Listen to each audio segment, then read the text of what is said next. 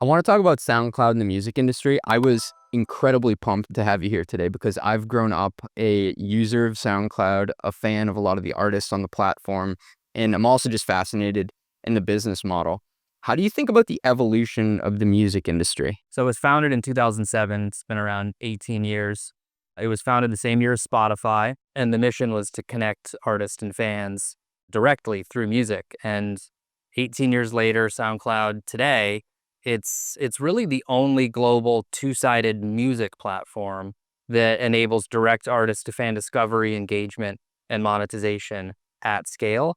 One of our credos is, in a world where streaming alone, it doesn't sustain the vast majority of artists, or it also doesn't really satisfy kind of super fans who really crave engagement. And it's more than just like, there's a big difference between like what we call passive music consumption, like the phone's in your pocket and like, oh my gosh, like I love this. I want to like drop a comment on it. I'm going to get a message back from the artists. Been a lot of latent demand for that. And SoundCloud is very well situated now to capitalize on how the music industry is moving towards creator-centric platforms, specifically platforms that facilitate really deep engagement, provide monetization opportunities beyond just streaming. So that's a bit kind of on the SoundCloud background. The question of the evolution of the music industry, to tell that story, you really kind of need to zoom out and look at what's happened in the music industry over maybe the past like 25, 30 years. To me, that story, it's around three major shifts or kind of three distinct eras of the music industry. There's the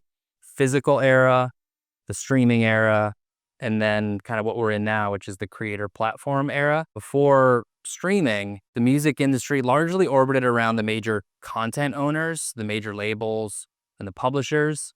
They had tremendous amount of power. They controlled music recording, controlled manufacturing, they controlled marketing and distribution It was channels. vertically integrated in a lot of Yes, ways. yep. They had a ton of negotiating leverage over artists. Their business model, selling albums, was a beautiful model for them. It was a bundle. You can think of it like kind of the way that like cable was. There's a bundle of songs in that way, you mean? Analogous to cable, where like if you really needed ESPN, you had to buy like 150 channels. In the 90s, if you heard a song and you're like, I love that song so much, I need to be able to listen to that song whenever I want, you had to buy the whole album. The price of a CD, maybe in the early 90s, was like 15, 17 bucks. Yeah. It's 30 bucks in today's dollars. So the margins were really good, in addition to vertically integrated, all the control that the majors had over kind of the whole ecosystem, negotiating leverage that they had over artists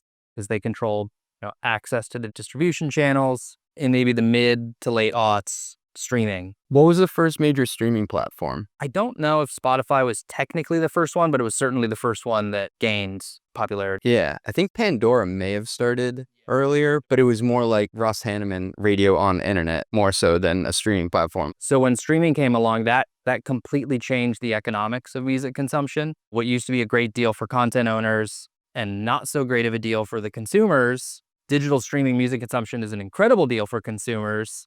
So you've got like maybe in today's dollars, $30 for an album versus, 10, 11 bucks a month to listen to all the world's music for as much as you want. So it was kind of an unbundling of that old model. And over time, streaming scaled globally. You can look at the MAU for like Spotify, advertising monetization improved. So the overall kind of digital revenue pie, like the amount of royalties earned from consumption digitally, that pie started to really grow to a size that could support the label ecosystem. I said it before, the fact remains that the vast majority of artists, like thinking about everyone who's creating music, streaming economics alone are not enough to support the vast majority of artists. And that reality has led to the era that we're entering now, which is the creator platform era.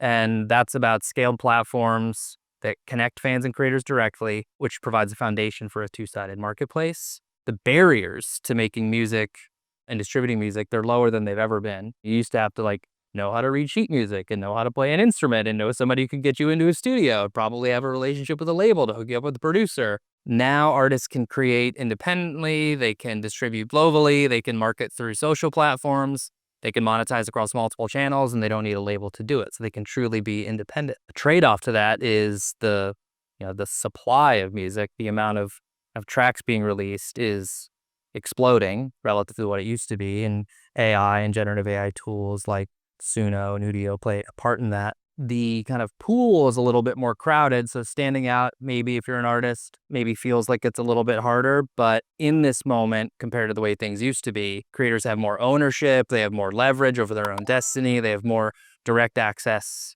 than ever before, really. That's what makes SoundCloud such an interesting business that's really well positioned for the moment that we're in now. We're a two-sided platform that's built specifically for music, connecting creators and fans. On the fan side, we monetize through subscriptions and ads. On the creator side, we monetize through tools, services, and distribution. And strategically, we think about the future value in music is increasingly being not just about passive consumption, but about connection and community and direct monetization. I got news for you. The ERP category is finally getting disrupted. And if you haven't heard of Rillet yet, please pay attention. It's the AI native ERP built specifically to replace NetSuite, and it's already won over hundreds of finance teams. Their mission is to make the zero-day close a reality, and they're actually doing it. We're talking teams closing the books at 1:35 p.m. on the first day of the month. Companies like Windsurf, Mercor, and hundreds of others run their entire finance stack on Rillet. Revenue recognition, close management, multi-entity, native Stripe and Salesforce integrations, woo! Everything a scaling company needs. They've got 50 stars on G2. They're backed by A16Z and Sequoia, heard of them, and CPA-led implementations that get you live in 45 days. That is simply unheard of in the ERP space. If your books aren't running as fast as your business, check out Rillet. Book a demo at rillet.com/CJ. That is RILLET.com/CJ. That's me.